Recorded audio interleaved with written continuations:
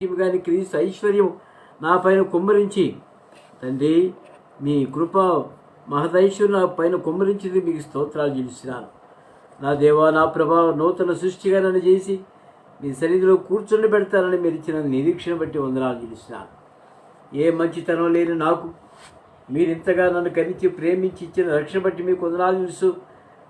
మహోన్నతమైన మీ కృపను బట్టి మీకు వందనాలు తెలుసు. నా కొద్ది స్తుతి ఆరాధన నా ప్రభువును నా రక్షకుడైన యేసుక్రీస్తు ప్రభు వారి శ్రేష్టమైన పుణ్యనామములు అర్పించి ఆరాధించుకుంటున్నాను తండ్రి. ఆమేన్.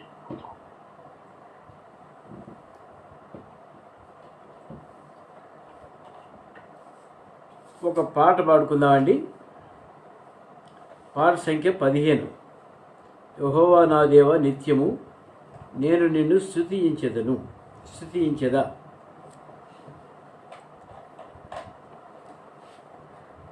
పల్లవి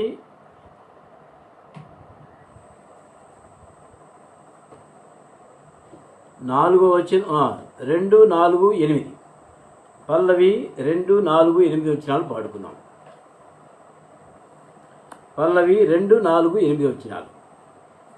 యెహోవా నా దేవా నిత్యము నేను నిన్ను స్తుతించెదా. యెహోవా నా దేవా నిత్యము నేను నిన్ను స్తుతించెదా. హల్లెలూయా హల్లెలూయా హల్లెలూయా హల్లెలూయా హల్లెలూయా హల్లెలూయా హల్లెలూయా హల్లెలూయా. నేను నీకు మొరపెట్టగా నీవు నన్ను స్వస్థపరచితివి. నేను నీకు మొరపెట్టగా నీవు నన్ను స్వస్థపరచితివి. పరిశుద్ధ జ్ఞాపకార్థనామమును బట్టి భక్తులారా ప్రభుని కీర్తించుడి. పరిశుద్ధ జ్ఞాపకార్థనామమును బట్టి భక్తులారా ప్రభుని కీర్తించుడి. యెహోవా నా దేవా నిత్యము నేను నిన్ను స్తుతించెదా. హల్లెలూయా హల్లెలూయా హల్లెలూయా హల్లెలూయా. తర్వాత 4వ వచనం. ఆయన కోపము నిమిషమే దయాయుష్కాలముండును. ఆయన కోపము నిమిషమే దయాయుష్కాలముండును. ఏడ్పు వచ్చి రాత్రి ఉండిన ఉదయము నా సంతోషము కలుగును. ఏడ్పు వచ్చి రాత్రి ఉండిన ఉదయము నా సంతోషము కలుగును. యెహోవా నా దేవా నిత్యము నేను నిన్ను స్తుతింతును. 8. నా అంగలార్పును నీవేగా నాట్యముగా మార్చియుంటివి. నా అంగలార్పును నీవేగా నాట్యముగా మార్చియుంటివి. నా గోనె పట్ట విడిపించి సంతోష వస్త్రము ధరింపజేసితివి. నా గోనె పట్ట విడిపించి సంతోష వస్త్రము ధరింపజేసితివి. యెహోవా నా దేవా నిత్యము నేను నిన్ను స్తుతించెదా. హల్లెలూయా హల్లెలూయా హల్లెలూయా హల్లెలూయా. దేవుని వాక్యం చూసుకుందామండి. న్యాయాధిపతుల గ్రంథము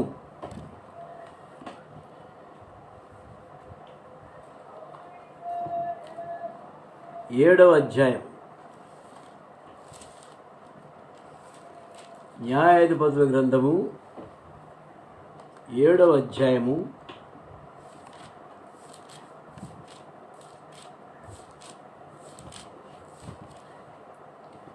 1 నుండి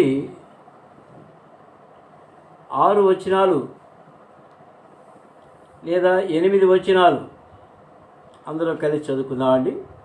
న్యాయాధిపతుల గ్రంథము 7వ అధ్యాయం 8 వచనాలు కలిసి చదువుకుందాం. అప్పుడు యెరుబ్బయలు అను గిద్యోనును అతనితో ఉన్న జనులందరూ వేకువను లేచి హరోదు బావి యొద్ద దిగగా లోయలోని మోరే కొండకు ఉత్తరముగా మిద్యానీయుల దండు పాలెం వారికి కనబడింది. యెహోవా నీతో ఉన్న జనులు ఎక్కువ మంది, నేను వారి చేతికి మిద్యానీయులను అప్పగింప తగదు. ఇశ్రాయేలీలు నా బాహుబలము నాకు రక్షణ కలుగజేసి కొనిననుకొని నా మీద అతిశయించుదురేమో. కాబట్టి నీవు ఎవడు భయపడి వణుకుచున్నాడో వాడు త్వరపడి గిలాదు కొండ విడిచి తిరిగి వెళ్ళవలనని జనులు వినున్నట్లుగా ప్రకటించమని గిద్యోనుతో సెలవిచ్చారు. అప్పుడు జనుల నుండి 22,000 మంది తిరిగి వెళ్ళిపోయి. 4వ వచనం. 10,000 మంది నిలిచిండగా యెహోవా ఈ జనులు ఇంకా ఎక్కువ మంది నీళ్ల యొద్దకు వారిని దిగజేయము, అక్కడ నీ కొరకు వారిని శోధించేదను. ఇతడు నీతో కూడా పోవాలని నేను ఎవరి గురించి చెప్పుదునో వాడు నీతో పోవలను. ఇతడు నీతో పోకూడదని ఎవరి గురించి నేను చెప్పుదునో వాడు పోకూడదని గిద్యోనుతో సెలవించాడు. అతడు నీళ్ల యొద్దకు ఆ జనమును దిగజేసినప్పుడు యెహోవా కుక్క గతుకున్నట్లు తన నాలుగుతో నీళ్లను గతికిన ప్రతివానిని, త్రాగుటకు మోకాళ్ళుని కృంగిన ప్రతివానిని వేరువేరుగా ఉంచుమని గిద్యోనుతో సెలవిచ్చారు. చేతితో నోటికి అందించుకొని గతికిన వారి లెక్క 300 మంది. మళ్ళీ చూద్దామండి. చేతితో నోటికి అందించుకొని గతికిన వారి లెక్క 300 మంది. మిగిలిన జనులందరూ నీళ్లు త్రాగుటకు మోకాళ్ళుని కృంగిరి. అప్పుడు యెహోవా గతికిన 300 మనుషుల ద్వారా మిమ్మును రక్షించెదను, మిద్యానీయులను నీ చేతికి అప్పగించెదను. జనులందరూ తమ తమ చోట్లకు వెళ్ళవచ్చునని గిద్యోనుతో సెలవిచ్చెను. ప్రజలు ఆహారమును బూరలను పట్టుకొనగా అతడు ప్రజలందరినీ తమ గుడారములకు వెళ్ళనంపిన కానీ ఆ 300 మందిని నిలుపుకొనెను. మిద్యానీయుల 2 లోయలలో అతనికి దిగువగా ఉండెను. ప్రార్థన చేసుకుందామండి.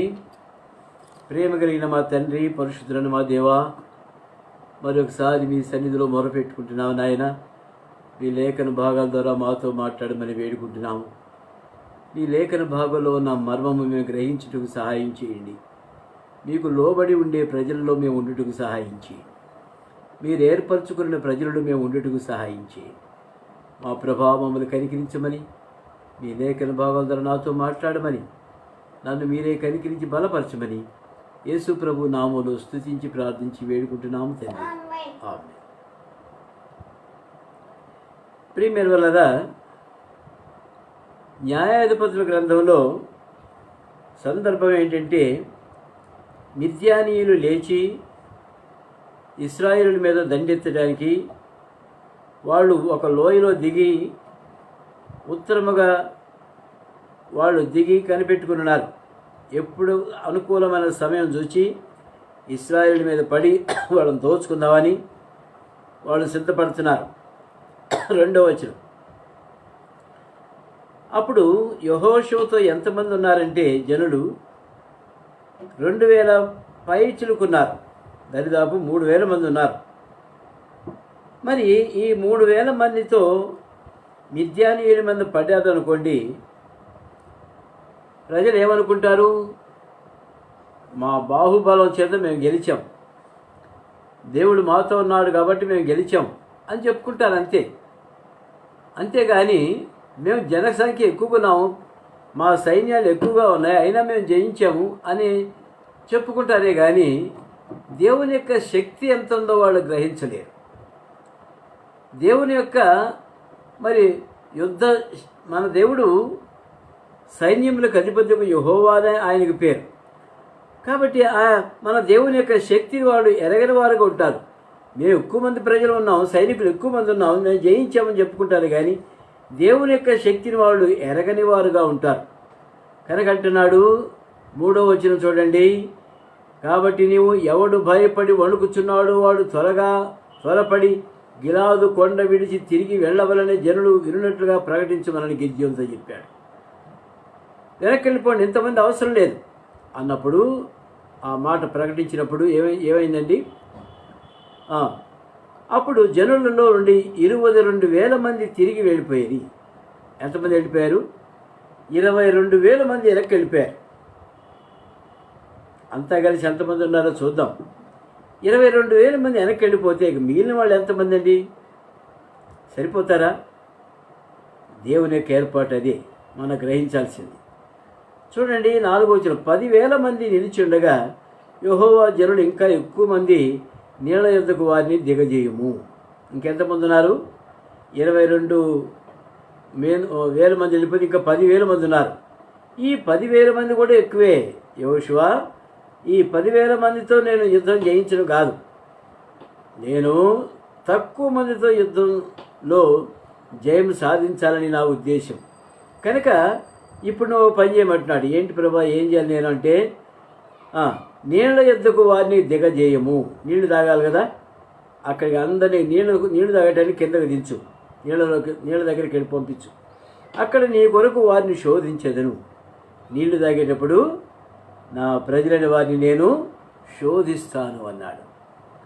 ప్రియమైన వాళ్ళారా, ఇక్కడ మనం ఒకటి జ్ఞాపకం పెట్టుకోవాలి. మన శక్తి మనం ప్రదర్శించేటప్పుడు దేవుడు మనల్ని శోధించేవాడుకుంటున్నాడు. మన శక్తిని బట్టి మనం మరి గర్వపడేటప్పుడు దేవుడు మనల్ని శోధించేవాడుకుంటున్నాడు. మన జ్ఞానం బట్టి మనం మరి గర్వపడేటప్పుడు దేవుడు మనల్ని శోధించి చెక్ చేస్తాడు. కనుక ఇక్కడ ఏమంటున్నాడు?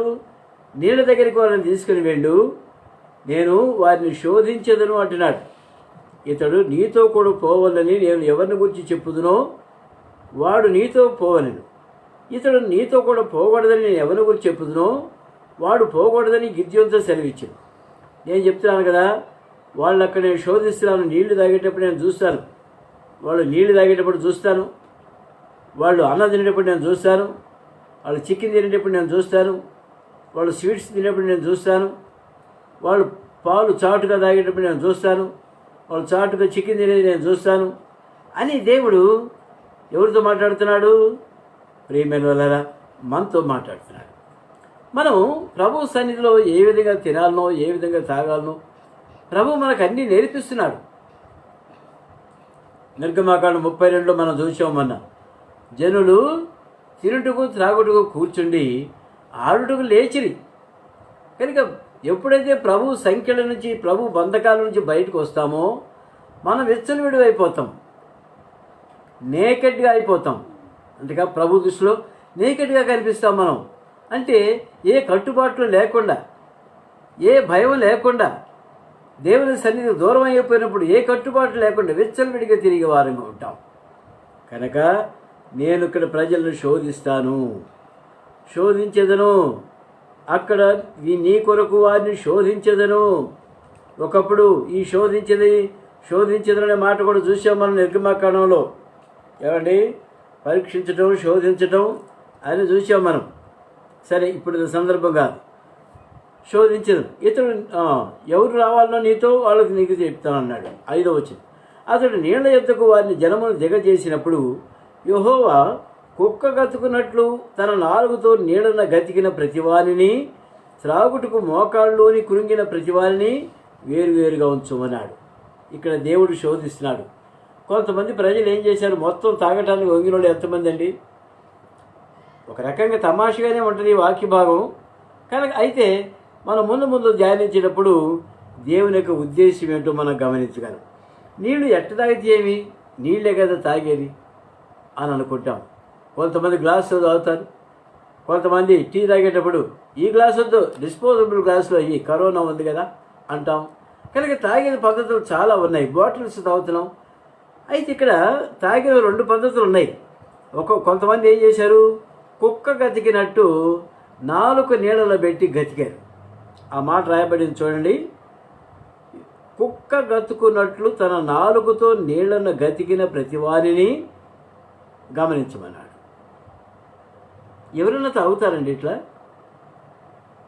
మనం ఎప్పుడైనా తాగామా? నేను ఎప్పుడు తాగలేదు. ఆ విధంగా తాగటం నాకు చేతకాడు కూడా. ఏమండి, మీరేమైనా తాగారా? కుక్క గతికినట్టు నీళ్ళు తాగటం. ఆ విధంగా కొంతమంది తాగారు. కొంతమంది ఎట్లా తాగారో చూడండి. త్రాగుటకు మోకాళ్ళుని కృంగిన ప్రతివానిని వేరువేరుగా ఉంచమని గీద్యోనితో చెప్పాను. కొంతమంది ఏం చేశారు, త్రాగుటకు మోకాళ్ళుని కృంగి చేతులతో నీళ్ళు అందుకొని నోటికి అందించుకొని తాగినోడు కొంతమంది ఉన్నారు.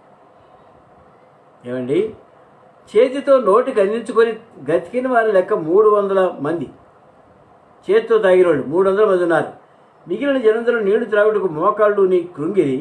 అప్పుడు యెహోవా గతికిన 300 మంది మనుషుల ద్వారా మిమ్మల్ని రక్షించేదను అన్నాడు. తక్కిన వాళ్ళు ఇంటికి పంపించేమన్నాడు. 10,000 మందిలో 300 మందిని సపరేట్ చేసి తక్కిన 1,700 మందిని ఎంత తక్కిన, నా లెక్క కరెక్టేనా? మొత్తం ఎంత? 10,000 మందిగా. 10,000 మందిలో 300 మంది ఇప్పుడు ఉన్నారు. కాకపోతే 17,000 మందిని 7,000 మందిని వెనక్కి పంపించేశాడు యెహోషువ. ప్రియమైన కేవలం 300 మందిని తీసుకున్నారు. 300 మందిని తీసుకొని యుద్ధానికి వెళ్ళాడు. ఇక మనం చూడవలసిందంతా కూడా ఇక్కడే ఉండేది. కొంచెం ఆలోచించండి మీరు. నీళ్లు తాగాలి అంటే చిన్నప్పుడు మేము కూడా తాగాం. ఒక ఊరు నుంచి ఇంకొక ఊరికి వెళ్ళేటప్పుడు, అమ్మ కాస్త దాహానికి నీళ్లు పోయండి అని అంటాం. బావి దగ్గరికి వెళ్ళి వాళ్ళు బకెట్తో చేది మనకు దోశల్లో పోస్తుంటే తాగుతూ ఉండేవాళ్ళం. మీకు జ్ఞాపకం ఉందో లేదో, అక్కడ దాకెందుకు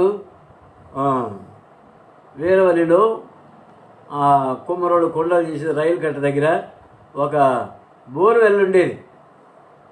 అక్కడ నీళ్లు తాగడానికి చాలా మధురంగా ఉంటాయి. ఆ నీళ్లు ఊళ్ళో అంతా ఉప్పు నీళ్ళే, ఇక్కడ మాత్రం చాలా బాగుంటాయి. ఆ నీళ్లు తాగడానికి కూడా దోశలు పట్టుకొని తాగాడు, ఒకళ్ళు బోరు కొడుతూ ఉంటారు. ఇట్లా తాగటం పద్ధతి. కానీ చేత్తో తీసుకోకుండా నోటితో గతకటం ఏంటి? ఇది ఎక్కడ పద్ధతి? మనుషుల పద్ధత, కుక్క పద్ధత? పశువులు కూడా, బర్రెలు కానీ ఆవులు కానీ అట్లా గతకం, మూతి పెట్టి పీల్చుకుంటాయి అంతే. గతకం గతుకుతున్నాయి అన్నమాట. ఆ విధంగా ఈ 17,000 మంది, 1,700 మంది, ఎంత 10,000లో 300 తీసేయండి, అంతమంది గతుకుతూ ఉన్నారు. ఇది విపరీతమైన పద్ధతి, విడ్డూరమైన పద్ధతి. వింటున్నారండి వాక్యం? ఇక్కడ మనం గమనించవలసింది ఏంటంటే, నోటికి నీటికి మధ్యవర్తి దోసిలి చేతులు. నోటికి నీటికి మధ్యవర్తి ఎవరండి? మన చేతులు. మన చేతుల ద్వారా మనం త్రాగవలసి ఉంటున్నాం. చేతులు నోటికి నీటికి మధ్యవర్తి. మధ్యవర్తి లేకుండా మనం ఏ పని చేయటం కూడా అది అసాధ్యమైన పని, అక్రమమైన పద్ధతి. ప్రియమైన వల్లరా, మరి నోటికి నీటికి మధ్యవర్తులు ఆ చేతులు లేకుండా తాగిన వాళ్ళని, యుద్ధానికి సిద్ధపడ్డ వాళ్ళని కూడా యెహోషువ వెనక్కి పంపించాడు. నో, మీలో కృంగుబాటు లేదు. మీ మట్టుకు మీరు మోకాళ్ళ మీదకి రాలేదండి. మోకాళ్ళ మీదకి రాలేదు. అట్టే వంగి కృంగిపోయి మరి బోర్ల పడి ముక్కులోకి ఎందుకు పోలేదో నీళ్ళు నాకు అర్థం కాదు. ముక్కులోకి పోయి ఎంతమంది తుమ్మారో, అది విచిత్రమైన పరిస్థితి. ప్రియమైన వల్లరా, ఇక్కడ నోటికి నీటికి మధ్యవర్తి చేతులుగా ఉంటుండగా ఆ మధ్యవర్తిని గురించి ఈ దినం మనం ధ్యానించబోతున్నాం. గమనించండి, యెషయా గ్రంథము 59వ అధ్యాయం. యెషయా గ్రంథం 59 తీయండి. కానీ ఇంతకుముందు చిన్నప్పుడు మీరు దోశలతో తాగే నీళ్ళు ఇప్పుడు జ్ఞాపకం చేసుకోబాకండి. అది మంచి మధురమైనటువంటి అనుభవాలే, కానీ అవి మర్చిపోదాం. మనం కూడా ఒకప్పుడు అట్నే తాగాం. అయితే దోశలతోనే తాగాం కానీ గతకల. యెషయా గ్రంథము 53వ అధ్యాయము 16వ వచనం చదువుకుందామండి. 16వ వచనం. సంరక్షకుడు లేకపోవుట ఆయనను చూచెను, మధ్యవర్తి లేకుండాట చూచి ఆశ్చర్యపడెను. కాబట్టి ఆయన బాహువు ఆయనకు సహాయం చేసెను, ఆయన నీతియే ఆయనకు ఆధారం ఆయన. గమనించండి, ఇక్కడ సంరక్షకుడు లేకపోవడం చూచి ఆయన చూచెను. ఎవరికి? ఇశ్రాయేలీయులకు సంరక్షకుడు లేడు. రాజు విగ్రహారాధికుడైపోయాడు. ప్రజలు విగ్రహారాధికులైపోయారు. ప్రజలు లోబడన ప్రజలైపోయారు. వాళ్ళు దేవుని కట్టడలు, దేవుని ఆజ్ఞలు మర్చిపోయారు. దేవునికి వ్యతిరేకంగా జీవిస్తున్నారు, దేవుని దుఃఖపెడుతున్నారు. అటువంటప్పుడు రాజే సరైన మార్గం లేనప్పుడు ప్రజలు ఎవరు? ప్రజలు ఎందుకుంటారు? ఇక యథా రాజా తథా ప్రజ అన్నట్టుగా వాళ్ళు కూడా విగ్రహారాధకులైపోతారు. వాళ్ళకు వాక్యం చెప్పేవాళ్ళు లేరు, వాళ్ళని సంరక్షించే వాళ్ళు లేకుండా పోయారు, వాళ్ళకు మధ్యవర్తి అనేవాళ్ళు కూడా ఎవరు లేకుండా పోయారు, అంటే ప్రవక్తలు. కాబట్టి ఆయన బాహు ఆయనకు సహాయం చేసిన, ఆయన నీతియే ఆయనకు ఆధారమైన. ప్రియమైన ఇటువంటి పరిస్థితుల్లో దేవుడు యేసుక్రీస్తు ప్రభువుని ప్రవక్తగా ప్రజల మధ్యకు పంపించాడు. ఆయన మధ్యవర్తి అయినాడు. ప్రజలు తప్పు చేసినప్పుడు ప్రజల పక్షంగా విజ్ఞాపన చేసేవాడు మన ప్రభువైన యేసుక్రీస్తు వారు. రాజు తప్పు చేసినప్పుడు రాజును గద్దించేదానికి ప్రవక్తలు ఇచ్చినాడు. అదే మన ప్రభువైన యేసుక్రీస్తు వారు. దేవుని యొక్క స్వరం ద్వారా అనేక ప్రజలతో మాట్లాడి మధ్యవర్తి ద్వారా దేవుని సన్నిధికి విజ్ఞాపనలు చేయనట్టుగా మనం చూస్తున్నాం. ఉన్నాడా మనకు మధ్యవర్తి? డైరెక్ట్గా మనం ప్రార్థన చేస్తున్నామా? మధ్యవర్తి ద్వారా ప్రార్థన చేస్తున్నామా? ఇంగ్లాండ్ రాణి అయినా సరే, మరి బైడెన్ అయినా సరే, ట్రంప్ అయినా సరే, ఎవరైనా సరే మన ప్రభువైన యేసుక్రీస్తు వారి ద్వారా ప్రార్థిస్తున్నాం తండ్రి అనాల్సిందే. ఏమండి? మధ్యవర్తి ఎవరండి? మనకు మన ప్రభువైన యేసుక్రీస్తు వారు మధ్యవర్తి. ఆయన ఉంటేనే మనకు సంరక్షణ, ఆయన ఉంటేనే మనకు సహాయము, ఆయన సహాయం మనకు ఉంటుంది. కనుక ప్రియమైన మధ్యవర్తి ఉండాల్సింది. లేకపోతే దేవుడు ఆశ్చర్యపడేటట్టుగా ఉంది ఇక్కడ పరిస్థితి. మధ్యవర్తి లేకుండా ఆయన చూచి ఆయన ఆశ్చర్యపడ్డాడు. అనగా ప్రవక్తలు కూడా మధ్యవర్తిలాగా మరి వాళ్ళు నటించడం లేదు. మధ్యవర్తిలాగా వాళ్ళ డ్యూటీ వాళ్ళు చేయట్లేదు. ప్రవక్తలు కూడా దేవుని స్వరం వాళ్ళకి దూరం అయిపోయింది, దేవుని స్వరం కరువు అయిపోయింది. మధ్యవర్తులు లేకుండా పోయారు. ప్రజల్ని హెచ్చరించే వాళ్ళు లేకుండా పోయారు, రాజుని హెచ్చరించే వాళ్ళు లేకుండా పోయారు, మధ్యవర్తి ఉన్న ప్రవక్త కూడా లేకుండా పోయారు. అప్పుడు ప్రభువు చూచి ఆశ్చర్యపోతున్నాడు. ఇంకో మాట చూసుకుందామండి. 1 తిమోతి రాసిన పత్రిక 2వ అధ్యాయము, 1 తిమోతి రాసిన పత్రిక 2వ అధ్యాయము 5వ వచనం మనం చూసినట్లయితే, దేవుడు ఒక్కడే, దేవునికి నరునికి మధ్యవర్తి ఒక్కడే, ఆయన ప్రభువైన యేసుక్రీస్తు వారు. ఇంకో మాట చూద్దామండి. గలతీయులకు రాసిన పత్రిక 3వ అధ్యాయం, గలతీయులకు రాసిన పత్రిక 3వ అధ్యాయము 16వ వచనం చదువుకుందాం. గలతీ 3:16. గలతీయులకు రాసిన పత్రిక 3వ అధ్యాయము 16వ వచనం. అబ్రహామునకును అతని సంతానమునకును వాగ్దానములు చేయబడెను. ఆయన అనేకులను గూర్చి అన్నట్టు నీ సంతానమునకును అని చెప్పక ఒకని గూర్చి అన్నట్టే నీ సంతానమునకును అనెను. ఆ సంతానము క్రీస్తు. ఈ వాక్యం మీద ఎంతవరకు అర్థమైందో కానీ మీకు,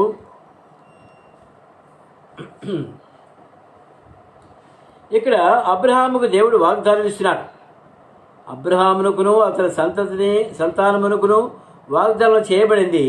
అయితే ఆయన అనేకుల గురించి అన్నట్టుగా కాకుండా నీ సంతానమునకు అని చెప్పక నీ సంతానం ఒక్కటే అన్నట్టుగా ఆ ఒక్కరిని గురించే చెప్పాడు. ఆయనే యేసుక్రీస్తు ప్రభువారు. కనుక అబ్రహాము కుమారుడా, దావీదు కుమారుడా, నన్ను కనికరించమని కేకలు వేశారు యేసు ప్రభుని చూచి. కనుక ప్రియమైన అక్కడ యేసుక్రీస్తు ప్రభువారు దేవుని యొక్క వాగ్దానాలు తీసుకుని వచ్చి అబ్రహాము సంతానానికి స్వతంత్రించేవాడు ఎవరంటే మధ్యవర్తి అయిన యేసు ప్రభువారు. 20వ వచనం 19వ వచనం చూద్దామండి. అలాగైతే ధర్మశాస్త్రం ఎందుకు? ఎవనికి ఆ వాగ్దానం చేయబడినో ఆ సంతానం వచ్చు వరకు అది అతిక్రమణ బట్టి దానికి తరువాత ఇవ్వడను. అది మధ్యవర్తి చేత దేవదూతల ద్వారా నియమింపబడిను. మధ్యవర్తి ఒకరికి మధ్యవర్తి కాడు గాని దేవుడొక్కడే. ధర్మశాస్త్రము దేవుని వాగ్దానాలకు విరోధమైనదా? మధ్యవర్తి చేత దేవదూతల ద్వారా నియమింపబడిను. మధ్యవర్తి ఒకరికి మధ్యవర్తి కాడు. మధ్యవర్తి ఎవరికంటే ప్రజలందరికీ మధ్యవర్తి ఒకడే. అబ్రహాంకి ఒక్కడికే కాదు, ఇస్సాకు ఒక్కడికే కాదు. మధ్యవర్తి అంటే యేసుక్రీస్తు ప్రభువారిని మధ్యవర్తిగా మనకు అనుగ్రహించాడు కనుక మనందరి పక్షంగా మధ్యవర్తిగా యేసుక్రీస్తు ప్రభువారు తండ్రి సన్నిధిలో మనం పక్షంగా విజ్ఞాపం చేసేవాడుకుంటున్నాడు. ఇంకో మాట చూద్దామండి.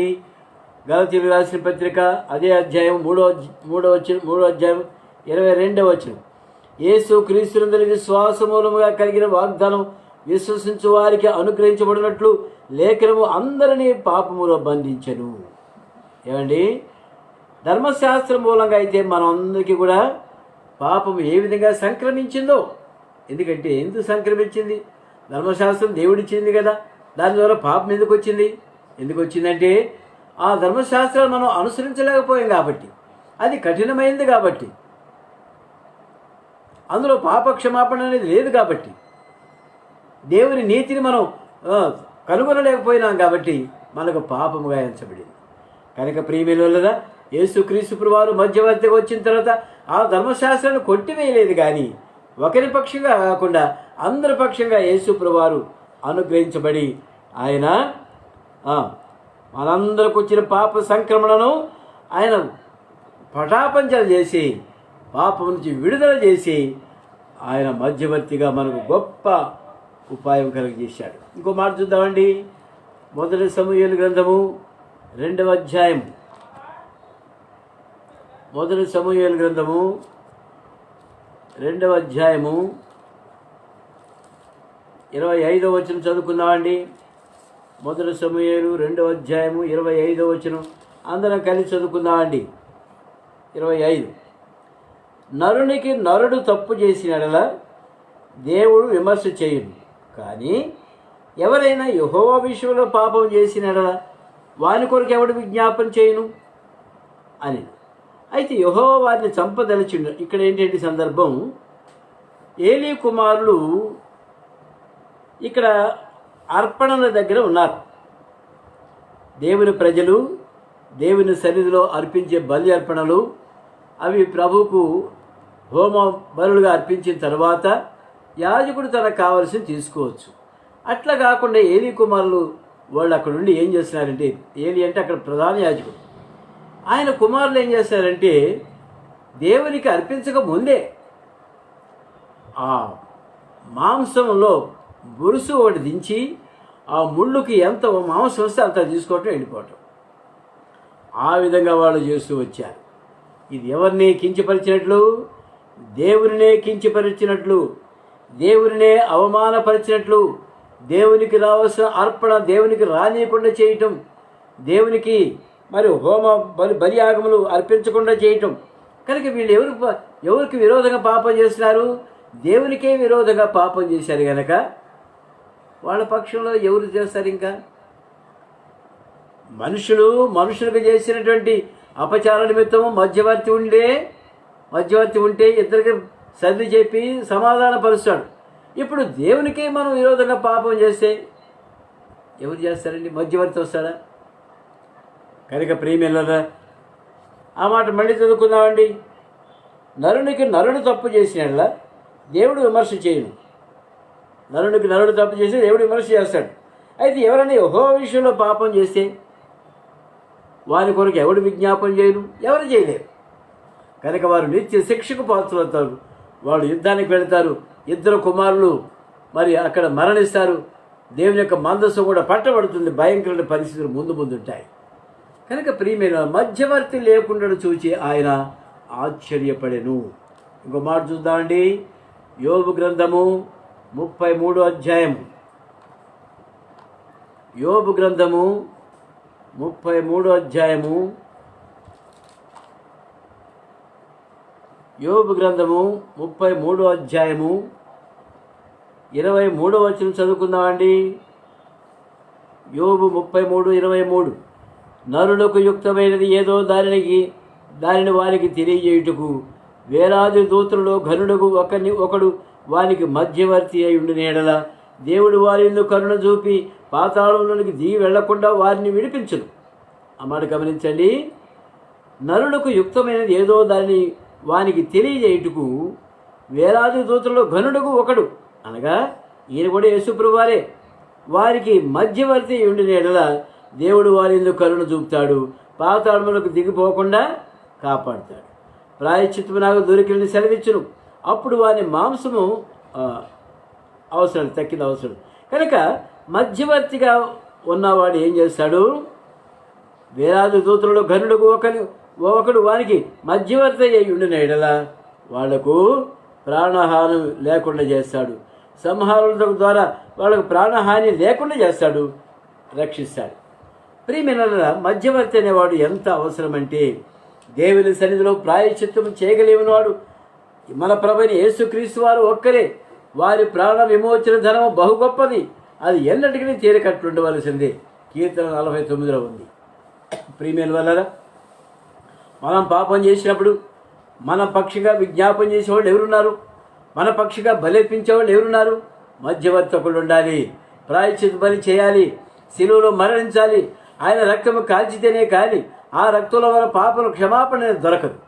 కనుక మన ప్రభువైన యేసుక్రీస్తు వారు మధ్యవర్తిగా వచ్చి పాప క్షమాపణ గావించి ఆ శిలువ రక్తంలో ఉన్న పాపం అన్నిటి కూడా రిడెంప్షన్, ఈజ్ రిడీమర్, మన పాపను విమోచనకర్తగా ఆయన నుండి మనం రక్షించాడు. కనుక ప్రియమైన మధ్యవర్తి అనేవాడు మనకి ఎంత అవసరమో మన జ్ఞాపకం చేసుకుంటున్నాం. ఇంకో మాట చూద్దామండి. హెబ్రీయులకు రాసిన పత్రిక 8వ అధ్యాయం. హెబ్రీయులకు రాసిన పత్రిక 8వ అధ్యాయము. హెబ్రీయులకు రాసిన పత్రిక 8వ అధ్యాయము 6వ వచనం చదువుకుందా అండి. హెబ్రీ 8:6. ఈయన అయితే ఇప్పుడు మరి ఎక్కువైన వాగ్దానములను బట్టి నియమింపబడిన మరి ఎక్కువైన నిబంధనకు మధ్యవర్తి అయి ఉన్నాడు కనుక మరి శ్రేష్టమైన సేవకత్వము పొంది ఉన్నాడు. ఎవరి విషయంలో రాయబడింది? యేసుక్రీస్తు ప్రభువారి విషయంలో రాయబడిన మాట ఇది. ఏంటండి ఇది? మళ్ళీ చదువుదాం. ఈయన అయితే, అనగా మన ప్రభు అయిన యేసుక్రీస్తు వారైతే ఇప్పుడు మరి ఎక్కువైన వాగ్దానాలను బట్టి నియమింపబడిన మరి ఎక్కువైన నిబంధనకు మధ్యవర్తి అయి ఉన్నాడు. నిబంధన అంటే దేవుడు మనతో చేసిన నిబంధన, వాగ్దానం. ఆ నిబంధనకు మధ్యవర్తి ఎవరు? ఆ నిబంధన మనం నెరవేర్చాలంటే మధ్యవర్తి ఎవరు? మన ప్రభువైన యేసుక్రీస్తు వారు. ఆయన మధ్యవర్తి ఉన్నాడు కనుక మన పాపములు ఎక్కువైనా ఎక్కడ పాపం విస్తరించిందో అక్కడ కృప అపరిమితంగా విస్తరించిందని రాయబడింది. కనుక ప్రియమైన మన పాపములు ఎక్కువయ్యే కొద్దిగా ఆయన సేవా పరిచర్య ఎక్కువైపోయింది.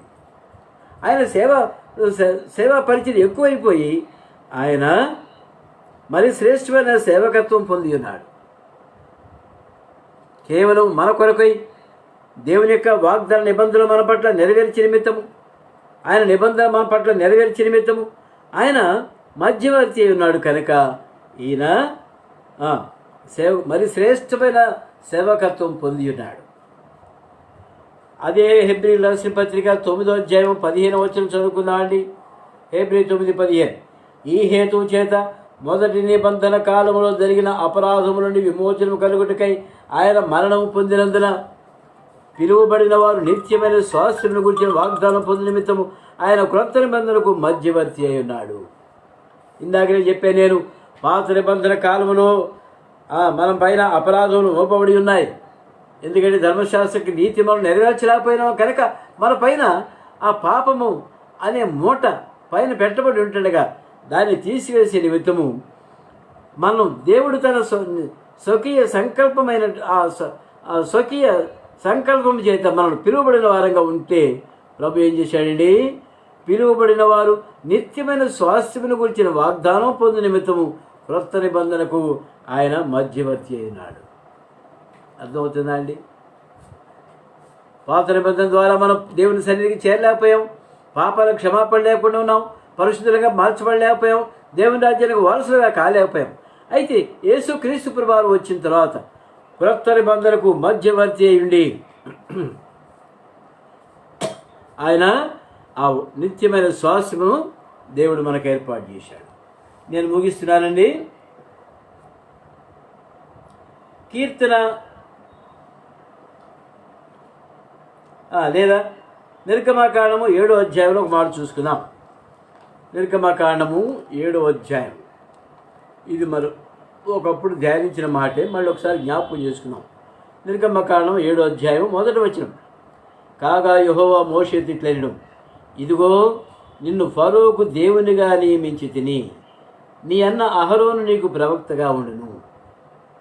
ఆలోచించండి, కాసేపు ఫరో దగ్గరికి వెళ్ళి దేవుని మర్చిపోదాం. అక్కడ దేవుడు ఎవరు? మోషే దేవుడు అనుకుందాం. అక్కడ మధ్యవర్తి ఎవరు? అహరోను మధ్యవర్తి. మోషే మాట్లాడు, సైగ చేసి చెప్తాడు అహరోనుకి. ఏమంటాడు? నువ్వు గనక నా ప్రజలు పంపించకపోతే చిమ్మ చీకటి అలువుకుంటుంది ఐగుప్తు దేశం అంతా అని చెప్పడానికి మోషే ఎట్లా చెప్పుంటాడండి? చిమ్మ చీకటి చీకటి అని ఉంటాడు. అహరోను ఏమంటాడు? వెంటనే చిమ్మ చీకటి ఐగుప్తు దేశం అంతా అలువుకుంటుందని చెప్తాడు. ప్రియమైన మధ్యవర్తి అయినటువంటి ప్రవక్త, ప్రధాన యాజకుడు అహరోను. మోషే అయితే దేవుడు. మరి ఫరోకు మోషేకు మధ్యవర్తి అహరోను. అంటే మోషేకు ఫరోకు మధ్యవర్తి అహరోను. ప్రియమైన ఆ విధంగా దేవుడు తన ప్రజలైన వారిని ఏర్పాటు చేసుకొని నడిపించేవాడు ఉంటున్నాడు. ముందుకెళ్ళిపోదామని చాలా త్వరగా ముగిస్తాను. గలతీయులకు రాసిన పత్రిక 4వ అధ్యాయం. ఈ విధంగా మధ్యవర్తి అయిన మన ప్రభు మనకేం చేశాడో మనం తెలుసుకుందాం. మనకు మధ్యవర్తిగా వచ్చినటువంటి ప్రభు ఆయన శిలువలో రక్తము కార్చి మధ్యవర్తిగా ఉండి మనకు పాప క్షమాపణ అనుగ్రహించి తన కుమారుడిగా స్వీకరించిన మనను ప్రభు ఏం చేశాడో చూద్దాం. గలతీయులకు రాసిన పత్రిక 4వ అధ్యాయము 5వ వచనం చూద్దామండి. కాలం పరిపూర్ణమైనప్పుడు దేవుడు తన కుమారుని పంపెను. ఆయన స్త్రీ యందు పుట్టి మనం దత్తపుత్రులు కావాలని ధర్మశాస్త్రం లోబడి ఉన్న వారిని విమోచించుటకై ధర్మశాస్త్రంకు లోబడిన వాడు ఆయన. ఏం చేశాడండి? ధర్మశాస్త్రం ద్వారా మనకు పాపం సంక్రమించింది. అంటే నీతి నెరవేర్చలేకపోయాం కాబట్టి పాపం వచ్చింది. ఆ పాపం తీసివేయాలంటే ఏం చేయాలి? యేసుప్రభువు మధ్యవర్తి రావాలి. వచ్చి ఏం చేయాలి? ఆ ధర్మశాస్త్రంలో వచ్చే శాపం నా మీద వేసుకుంటున్నానని యేసుప్రభువు తన మీద వేసుకున్నాడు. ఆ శాపం మనకు రావాల్సిన శాపం ఆయన పైన వేసుకున్నాడు మధ్యవర్తి కొండి వేసుకొని మనకు విడుదల చేశాడు. మనకు శిక్షావిధి లేకుండా చేశాడు. కనుక మధ్యవర్తి అనేవాడు అవసరం. ఇంకా ఏం చేశాడు చూడండి. ఇక్కడ ఏం చేశాడు? విమోచించుటకై దత్తపుత్రులుగా మనల్ని స్వీకరించాడు. యేసు ప్రభువు దేవుడైన యెహోవాకు సొంత కుమారుడు ఉంటుండగా మనమంతా కూడా దత్తపుత్రులు. ఇక్కడ నాకు చిన్న తలంపు ఉంది. తల్లిదండ్రులకు అంటే భార్యాభర్తలకు బిడ్డలు లేకపోతే దత్తత తీసుకుంటారు. ఏమండి? దత్తత తీసుకుంటారు. ఒకవేళ బిడ్డలు ఉన్నప్పుడు కూడా దత్తత తీసుకుంటారా? అవసరమా? 99.5% ఎవరు తీసుకోరు. మన తండ్రి అయిన దేవునికి యేసుక్రీస్తు ప్రభువు అనే కుమారుడు ఉండినప్పుడు కూడా మనందరినీ దత్తపుత్రులుగా తీసుకుంటున్నాడు. ఎందుకు?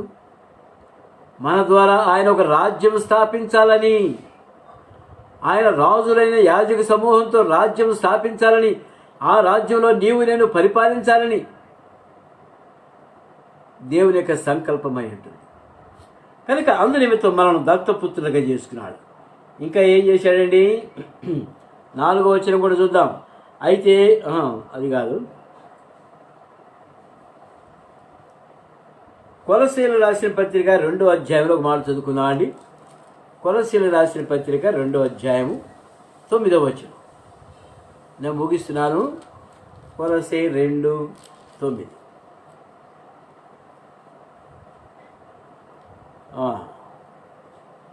అందుచేతను పరలోకమందున్న వారిలో కానీ భూమి మీద ఉన్న వారిలో కానీ భూమి క్రింద ఉన్న వారిలో కానీ ప్రతి వారి మోకాలను యేసునామమున వంగినట్లు ప్రతి వారి నాలుకయు తండ్రిని దేవుడు మహిమార్థమై యేసుక్రీస్తు ప్రభువును ఒప్పుకున్నట్టు దేవుడు ఆయన అధికముగా హెచ్చించి ప్రతి నామమునకు పై నామమును ఆయనకు అనుగ్రహించారు. ఏమండి? ప్రతి నామములకు పైనామం ఆయనకు అనుగ్రహించాడు. ఎటువంటి నామం కంటే కూడా శ్రేష్టమైన నామం మన ప్రభువైన యేసుక్రీస్తు వారికి వచ్చింది. ఎందుకు? ఆయన విధేయత చూపినాడు గనక, శిలువలో మరణం పొందినంతగా విధేయత చూపించాడు గనక ఆయన ఇంత శ్రేష్టమైన పదవికి ప్రభు ఆయన హెచ్చించాడు. చివరిగా చూద్దామండి, 1 కొరింథీయులకు రాసిన పత్రిక. మనం ఆయన బిడ్డలం అయిపోయాను కనుక మనం ఏ విధంగా ఉండాలి? ప్రభు రాజ్యం కొరకు పాటుపడే వాళ్ళం ఉండాలి. మన విశ్వాసం మనం కాపాడుకునే వారంగా ఉండాలి. ప్రభును మెప్పించే వారం ఉండాలి. ప్రభును సంతోషపెట్టే వాళ్ళంగా మనం ఉండాలి. ఒక కుమారుడు తండ్రిని సంతోషపెడితే అంతకంటే తల్లిదండ్రులకి ఏం అవసరం లేదండి. ప్రియమైన అలాగనే యేసుక్రీస్తు ప్రభువారు తండ్రిని దేవుని సంతోషపెడుతున్నాడు, ఆయన మహింపరుస్తున్నాడు, ఆయనను కీర్తిస్తున్నాడు. మధ్యవర్తి ఉండి అనేకులు పాపలు భరిస్తూ వచ్చాడు. 1 కొరింథీయులకు రాసిన పత్రిక 16వ అధ్యాయంలో 13వ వచనం చదువుకుందామండి. 1 కొరింథీ 16వ అధ్యాయము 13-14 వచనాలు. మెలకువగా ఉండుడి, విశ్వాసమందు నిలకడగా ఉండుడి, పౌరుషము గలవారై ఉండుడి, బలవంతులై ఉండుడి, మీరు చేయు కార్యములన్నీ ప్రేమతో చేయుడి. ఏమండి, ఇక్కడ 13వ వచనానికి 14వ వచనానికి కొంచెం కాంట్రడిక్షన్ ఉంది. కాంట్రడిక్షన్స్ అంటే క్రిమినల్ లాలో కాంట్రడిక్షన్స్ తీసుకుంటారు, వాటి ద్వారా మరి కేసు గెలిచేటట్టుగా ప్రయత్నం చేస్తారు అడ్వకేట్స్. కాంట్రడిక్షన్స్ ఇక్కడ చూడండి, ఒక మాట ఉంది ఇక్కడ, మెలకువగా ఉండుడి, విశ్వాసముందు నిలకడగా ఉండుడి, పౌరుషము గలవారై ఉండుడి, బలవంతులై ఉండుడి. మనం ఎట్లా ఉండాలండి? విశ్వాసముందు నిలకడగా ఉండాలి. మన విశ్వాసం మనం కాపాడుకునే వారం ఉండాలి. ఎటువంటి పరిస్థితులు వచ్చినా, గాలివానలు వచ్చినా, భీకరణ తుఫాన్లు, సైక్లోన్స్ వచ్చినా మనం విశ్వాసము నిలకడగా ఉండాలి. తర్వాత పౌరుషము గలవారుగా ఉండాలి. దేవుని బిడ్డ ఎట్లుండాలండి? పౌరుషం అంటే ఏంటి? ఇంత పెద్ద మీసాలు పెంచుకొని పైకి తిప్పటమా? ఎవరన్నా బ్రదర్ అని పలకటమా? పౌరుషం అంటే ఏంటి? పౌరుషం అంటే ఏంటండి? మన దేవుని పక్షంగా నిలబడ్డప్పుడు ఆయనకున్న రోషం మనలోకి రావాలి, ఆయన పౌరుషం మనలోకి రావాలి. అంతేగాని అన్నది తింటావా, ఇప్పుడు వద్దులే, ఇప్పుడు ఎందుకులే అని అంటావా? ఏమండి, పౌరుషం గలవారుగా ఉండాలి. ఇంకా బలవంతులై ఉండాలి. నేను ఎప్పుడు బలహీనుడనో అప్పుడే బలవంతుడును. ఇందాక వాక్యంలో చూసుకున్నాము. నేను ఎప్పుడు బలహీనుడనో అప్పుడే బలవంతుడను. ప్రియమైనవారా, ఆయన కోపము నిమిషం మాత్రం ఉండను కానీ ఆయన ప్రేమ ఆయుష్కాలం నిలిచి, ఆయన కృప ఆయుష్కాలం, జీవించేంతకాలం ఉంటుంది. కోపం అయితే నిమిషం మాత్రమే. ఆ నిమిషం తట్టుకొని నిలబడి సహించి ప్రభువుని మెప్పించి చాలు, ఆయన కరిగిపోతాడు మన పట్ల. అది మన దేవుని యొక్క తత్వం. ఆయన తత్వం యొక్క మూర్తిమంతమే యేసుక్రీస్తు ప్రభువారు. మీరు చేయు కార్యములన్నీ ప్రేమతో చేయుడి. ఏమండి, ఇక్కడ కాంట్రడిక్షన్ ఏంటంటే, విశ్వాసం నిలకడగా ఉండి, పౌరుషంగా ఉండి, బలవంతులై ఉన్నప్పుడు మనలో ప్రేమ ఉంటుందండి? కాంట్రడిక్షన్ కదా. అన్ని మంచి క్వాలిటీస్, 3 పైన మంచి క్వాలిటీస్ మనలో ఉన్నప్పుడు ప్రేమ అనేది ఉండదు. ఇక మనలో కింద చూడం, పైన చూస్తాం. మన దారిలో ఏమన్నా కూడా కింద చూడడం, ఇక పైనే. కొంతమంది మనుషులను చూస్తాము, పైన చూసుకుంటూ పోతుంటారు. అంటే పైన ఉన్న వాటిని వెతుకుతున్నారా వాళ్ళు? కాదు, వాళ్ళ గర్వం అది. చెస్ట్ ముందుకు పెట్టుకొని ముఖం పైకి పెట్టుకొని నడుస్తుంటారు. ప్రియమైన వాళ్ళరా, మీరు చేయు కార్యములన్నీ ప్రేమతో చేయుడి. ఏ పని చేసినా కూడా ప్రేమతో చేయాలి. బ్రదర్ నా కోసం ప్రార్థించండి అంటే ప్రేమతో ప్రార్థించేవాళ్ళం ఉండాలి. బ్రదర్ నాకు ఒకటి ఆ సహాయం చేయండి అంటే ప్రేమతో చేసేవారంగా ఉండాలి. భోజనం పెట్టండి 4 రోజులు అంటే ప్రేమతో వడ్డించే వారంగా ఉండాలి. మనం పౌరుషానికి పౌరుషమే, ప్రేమకు ప్రేమే, బలానికి బలమే, ప్రేమకు ప్రేమే. అసలు నీకు తెలియదేమో, ప్రేమ మరణమంత బలమైనది. నీ బలం కంటే ఎక్కువైంది ప్రేమ. అది ఇంకెప్పుడన్నా ధ్యానిస్తాము. బలం కంటే ప్రేమ గొప్పది. కనుక ప్రియమైనరా, విశ్వాసంగా మనం సాగిపోయేటప్పుడు ఎట్లా ఉండాలండి? ఇంకొక వచనం చూసి ముగింపులో నేను మొదటి కొరింథీయులకు రాసిన పత్రిక 15వ అధ్యాయము 57-58 వచనాలు చదివి ముగించుకున్నాం. అయినను మన ప్రభువైన యేసుక్రీస్తు మూలముగా మనకు ఆ జయము అనుగ్రహించిన దేవునికి స్తోత్రము. ఎవరి ద్వారా జయం అనుగ్రహిస్తున్నాడు మనకు? మన ప్రభువైన యేసుక్రీస్తు ద్వారా. అంటే through him, by him everything is created, through him everything is created, for him everything is created. కొలస్సీ పత్రికలో ఉందన్నమాట. ఇక్కడేంటి? మన ప్రభువైన యేసుక్రీస్తు ద్వారా మనకు జయం అనుగ్రహించినటువంటి త్రూ హిమ్, ఆయన ద్వారా మనకు జయం వస్తుంది. ఆయనే మనకు మధ్యవర్తి. ఆ మధ్యవర్తి మనకు ఎప్పుడు ఉంటుండాలి. మన ప్రార్థనలో మధ్యవర్తి ఉండాలి, ఆరాధనలో మధ్యవర్తి ఉండాలి, మనం ఏ పని చేసినా మధ్యవర్తి ఉండాలి, ఇంటికి పునాది వేస్తే మధ్యవర్తి ఉండాలి, కొత్త కారు కొంటే మధ్యవర్తి ఉండాలి. మధ్యవర్తి అంటే ఇంకో రకంగా తీసుకోకండి, బ్రోకర్స్ కాదండి. మధ్యవర్తి అంటే యేసు ప్రభువారి సంగతి నేను చెప్పేది, ఎవరి సంగతి చెప్పటలా.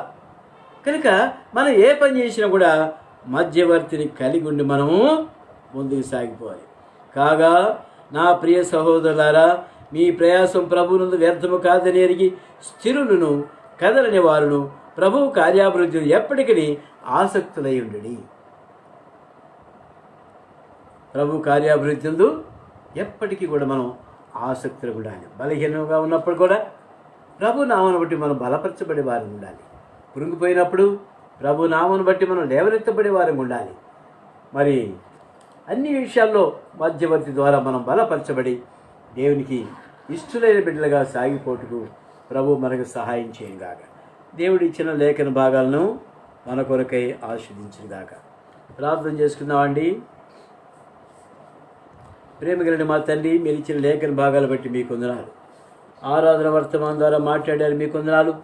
బలముందు వర్తమానం ద్వారా మాట్లాడారు. మధ్యవర్తి యేసుక్రీస్తు వారిని మాకు జ్ఞాపకం చేసినారు, మీకు వందనాలు. డ్యూటీలో ఉన్న యేసు పదం కొరకు ప్రార్థిస్తున్నారు.